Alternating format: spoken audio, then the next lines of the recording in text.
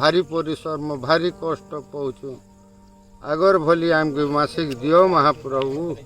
are आमर धान के चाषी को कथा के तुम बुझ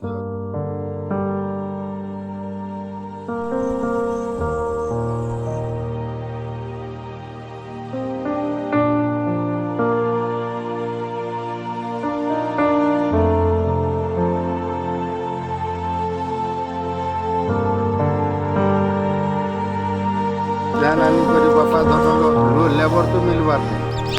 पानी वर्षा ही जाऊँगी धान के आम सुखाबार अच्छे धान सुखले नचा धान के नहीं नु बोलुच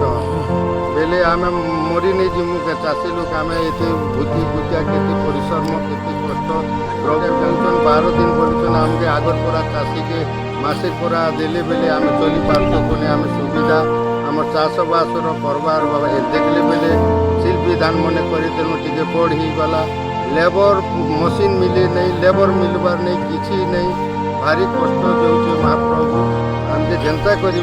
डेट दियन और आमर धान के सरकार बुझन और आमर धान के सेवा तो वर्षा वर्षा के आम रखिपार आपंकर डेट देले डेट अनुसार आमर धान मन चाषी भाई मैंने